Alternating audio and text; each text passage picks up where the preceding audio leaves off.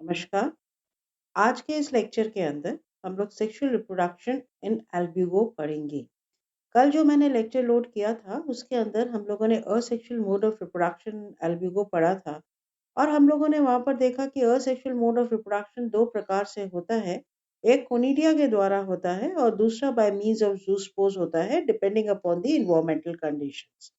अगर normal conditions हैं तो मोस्टली एल्ब्यूगो जो है वो कोनिडिया के द्वारा अपना असेक्सुअल मोड ऑफ रिप्रोडक्शन करता है।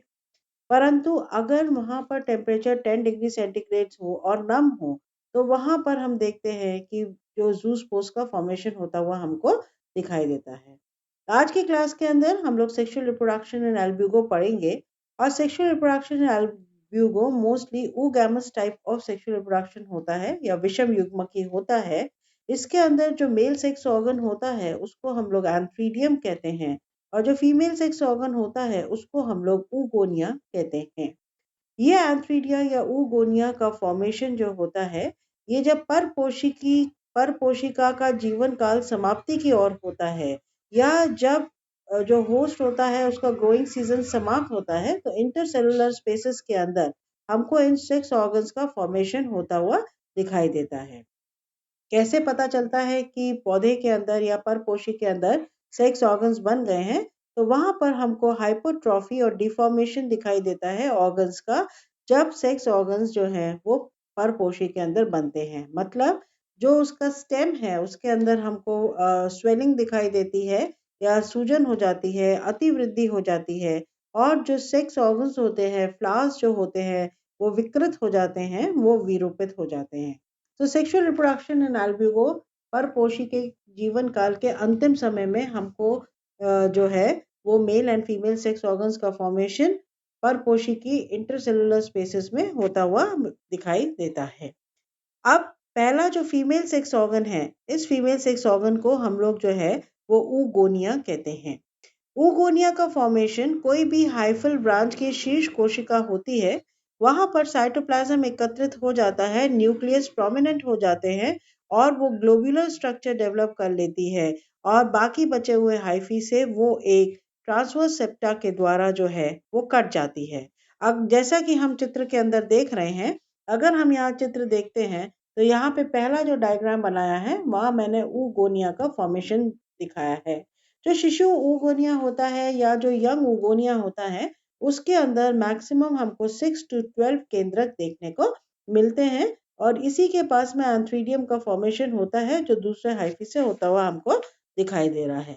सेकेंड स्टेज जो हम जाते हैं वहां पर हम क्या देख रहे हैं कि जिस ऊगोनिया के अंदर 6 to 12 केंद्रक या न्यूक्लियाई थे वहां पर अब माइटोटिक डिवीजन होने के बाद में number of nuclei in the oogonia increases from 100 to 300 in number। इस टाइम पर oogonia अपना फुल साइज डेवलप कर लेता है और अब माइटोटिक डिविजन्स के बाद में इस oogonia के अंदर 100 से 300 केंद्रक हमको दिखाई देते हैं। जो थर्ड स्टेज हम लोगों ने लिखी है जिसको कि हम लोग मैच्योर oogonia कहते हैं या एक परिपक्व oogonia कहते हैं, यहाँ पर हम लोग क्या देखते हैं कि यहाँ जो केंद्रक होते हैं वो केंद्रक हमको सेंटर की तरफ ऊगोनिया का दिखाई दे रहा है एंड वैक्यूल्स और जो साइटोप्लाज्म है वो हमको बाहर की तरफ दिखाई दे रहा है। सो ऊगोनिया मैच्योर ऊगोनिया अब दो डिविजन्स में हो जाता है। बाहर का पोर्शन जो डार्क इन कलर है उसको हम लोग पेरीप्लाज्म कह रहे हैं और सेंटर में जहाँ केंद्रकों की उपस्थिति हमको देखने को मिलती है उसको हम लोग ऊप्लाज्म कहते हैं। तो यहाँ पर जो परिपक्व अंडदानी होती है उसको हम दो भागों के अंदर विभाजित करते हैं। पहला जो बाहर का होता है उसको हम लोग परिद्रव्य कहते हैं जो कि रिक्तिका या वैक्यूलेटेड होता है और जो अंदर का होता है उसको हम लोग डिम द्रव्य कहते हैं जहां पर कि हमको बहुत सारे केंद्रक देखने को मिलते हैं। ये जो हमारा पेरीप्लाज्म एंड ऊप्लाज्म होता है ये एक प्लाज्मा मेम्ब्रेन या जीव द्रव्य कला के द्वारा पृथक रहता है।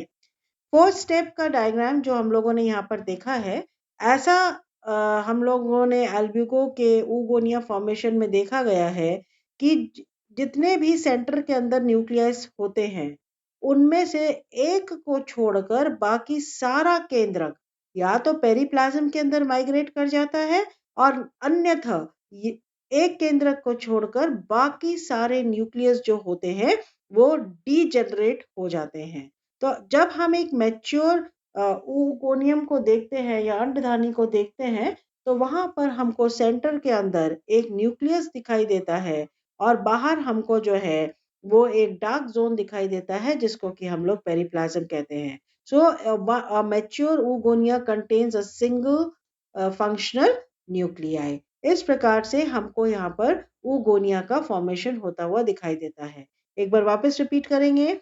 जो युवा या शिशु ऊगोनिया होता है वो हमको हाइफी की एपेक्स पर लगा हुआ दिखाई देता है और इसके अंदर शुरुआती दौर पर हमारे पास में सिर्फ 6 से 12 केंद्रक होते हैं। ये ऊगोनिया जैसे जैसे साइज के अंदर बड़ा होता है वैसे वैसे इसके केंद्रक के अंदर माइटोटिक डिविजन्स होते हैं और केंद्रक की संख्या 100 से 300 तक पहुंच जाती है। नेक्स्ट स्टेप के अंदर ये ऊगोनिया 2 डिस्टिंक्ट रीजन्स के अंदर डिवाइड हो जाता है। जो बाहर का पोर्शन होता है उसमें मुख्यतः हमको वैक्यूल्स देखने को मिलते हैं अलोंग विद साइटोप्लाज्म। उसको हम लोग पेरिप्लाज्म कहते हैं या हम उसको परिद्रव्य कहते हैं। जो सेंटर पोर्शन ऊगोनिया का होता है दैट कंटेन्स द न्यूक्लियाई और उसको हम लोग जो है वो ऊप्लाज्म के नाम से जानते हैं। ये पेरिप्लाज्म और ooplasm is separated by a plasma membrane.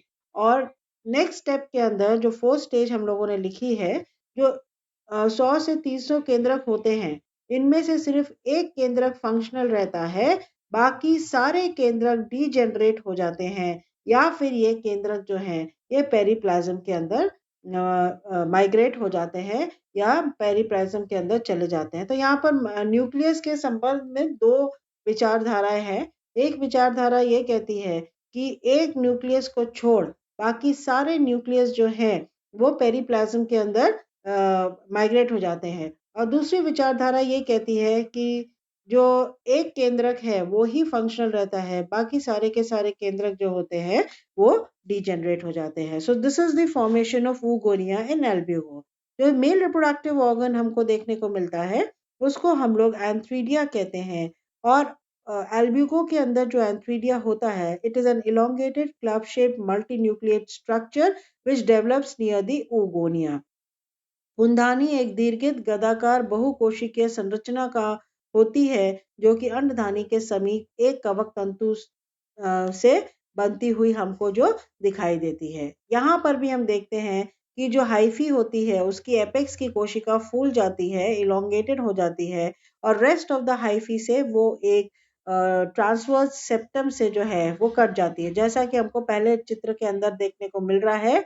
अब जो हमारे पास में इनिशियली जो एंथ्रीडियम बनता है उसके अंदर भी 6 से 12 केंद्रक हमको दिखाई देते हैं, बट लेटर ऑन एक को छोड़कर बाकी सारे केंद्रक जो होते हैं वो डिसइंटीग्रेट हो जाते हैं। So young antheridium is 6 to 12 nucleated but in a mature antheridia only one nucleus is functional. इस प्रकार से हमको जो है वो एल्ब्यूगो के अंदर ऊगोनिया और एंथ्रीडिया का फॉर्मेशन होता हुआ दिखाई देता है और ये ऊगोनिया और एंथ्रीडिया एक दूसरे के करीब बनते हुए हमको दिखाई देते हैं।